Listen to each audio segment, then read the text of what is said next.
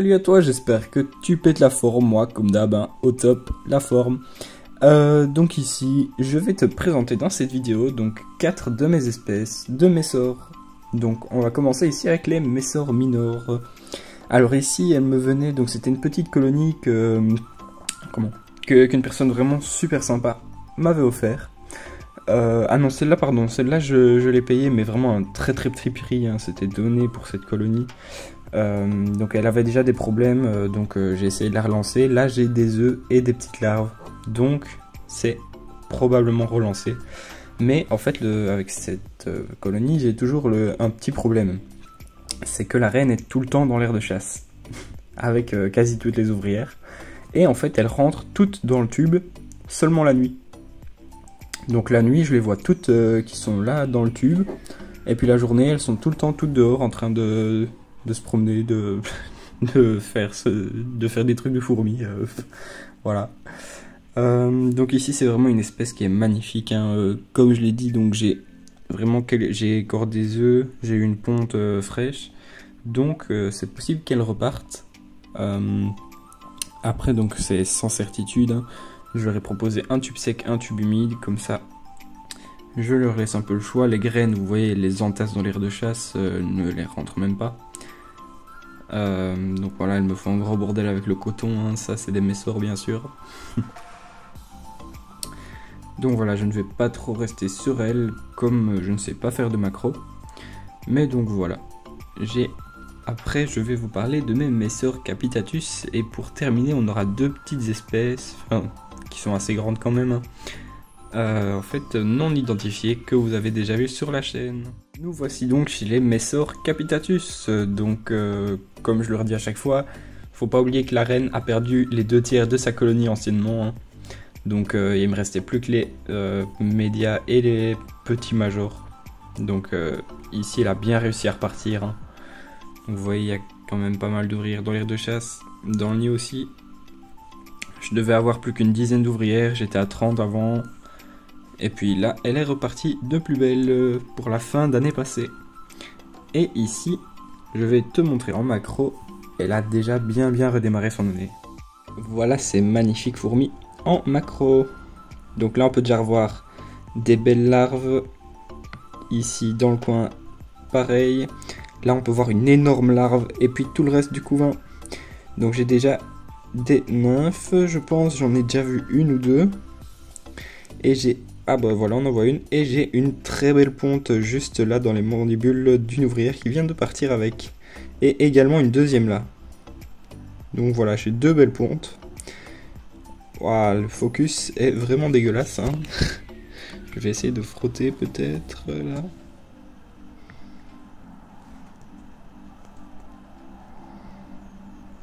Ouais non, ça ne marche pas.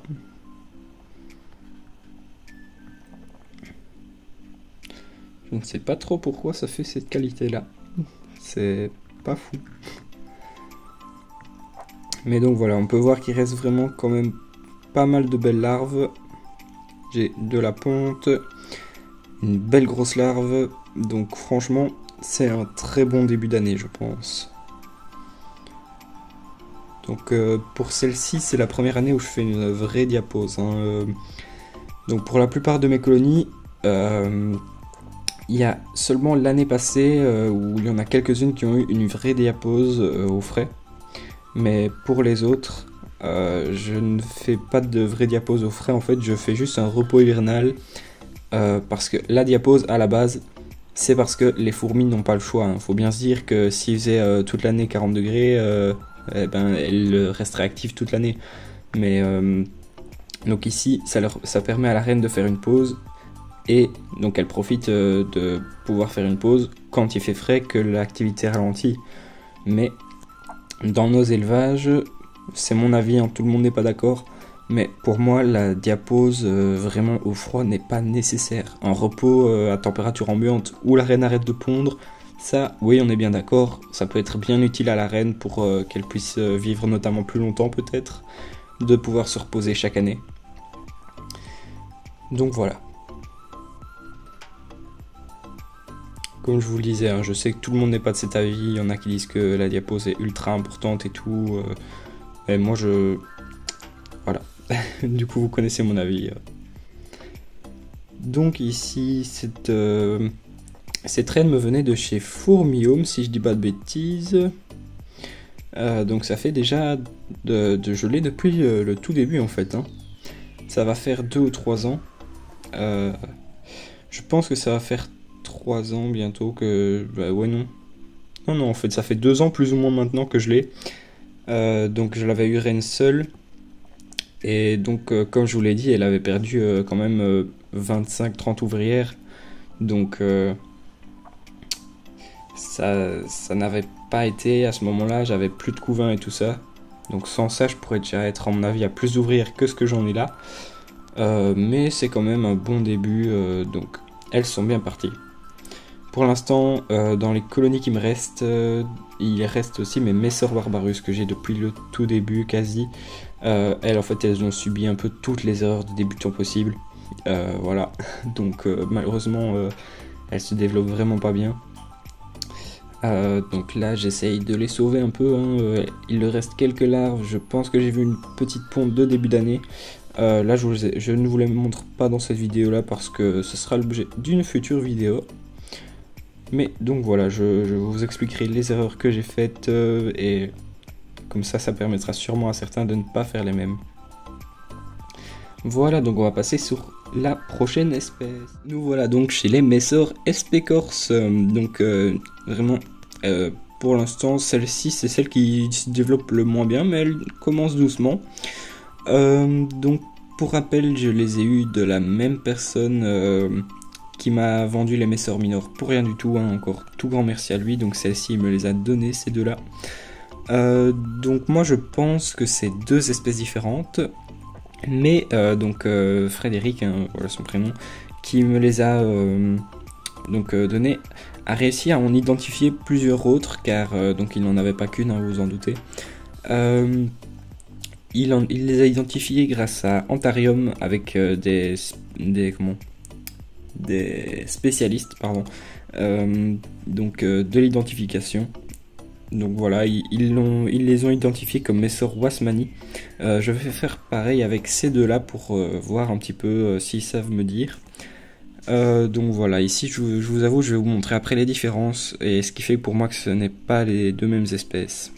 Et ici on peut voir qu'il y a en dessous de la reine, voilà, une petite ponte de début d'année. Donc voilà, c'est possible qu'elle soit bien relancée pour cette année.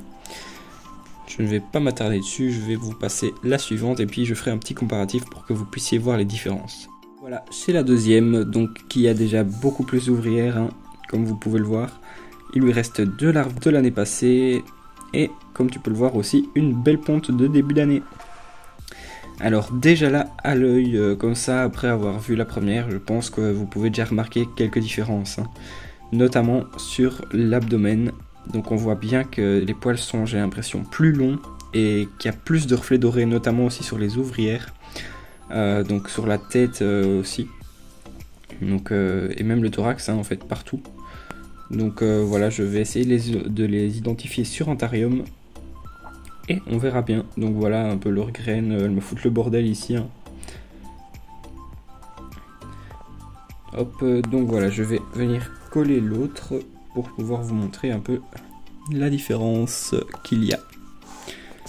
Alors, je vais par contre devoir bouger la macro, je pense. Donc déjà, comme ça, vous pouvez voir, celle du dessous est nettement plus grosse. Donc voilà, il disait que ce serait potentiellement les mêmes espèces quand même, parce que chez les Messor Wasmani, notamment, il y a beaucoup de polymorphisme dans les reines également. Donc on peut en avoir des plus grosses, des plus massives comme ici.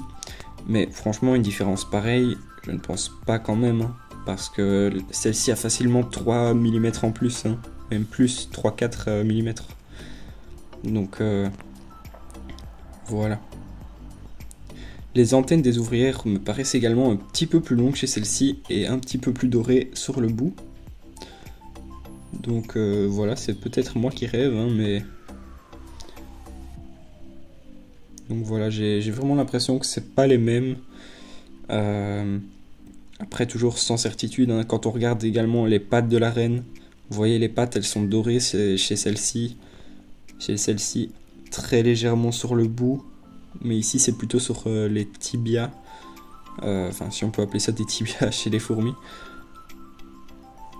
Et on peut notamment voir aussi que la tête et le thorax chez celle-ci ne sont pratiquement pas poilus, alors que chez celle-ci, eh ben, c'est énormément poilu. Je vais essayer de vous zoomer ça un peu plus. On voit que c'est vraiment très très poilu, hein, donc voilà. Ce qui fait que j'hésite toujours pour savoir si c'est les mêmes ou pas. Donc je vais m'attaquer à l'identification de ces deux-là sur Antarium, je pense, dans la journée.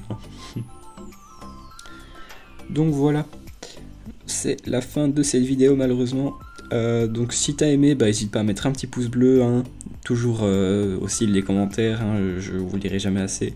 Foncez dans les commentaires, franchement, que ça peut être vraiment sur n'importe quoi, hein. Me dire une espèce qui vous ferait plaisir de voir, hein. Si vous me donnez des noms, il y a moyen que je trouve peut-être de quoi les avoir ou avoir une espèce similaire, hein.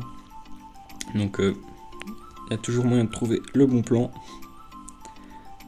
Donc voilà, si c'est bêtement même pour me dire les espèces que vous avez, pour qu'on puisse discuter sur Instagram aussi. Donc franchement, n'hésitez pas. Et bien sûr, si tu n'es pas abonné, franchement, n'hésite pas à le faire si tu es passionné de nature. Donc ici, on parle principalement de fourmis, hein. Après, la Terrario, c'est la deuxième passion principale sur la chaîne. Et puis on a aussi les phasmes. Donc voilà. Merci à toi d'avoir regardé la vidéo jusqu'au bout. Moi je te dis à très vite pour la prochaine vidéo. Et aussi un petit clin d'œil. Tu auras pu voir peut-être que j'ai changé ma bande-annonce. Donc enfin la bande-annonce, pardon. L'intro de la chaîne. Voilà, donc j'ai refait l'intro de la chaîne un peu pour changer. Hein, et essayer de faire quelque chose d'un petit peu mieux quand même. Et voilà.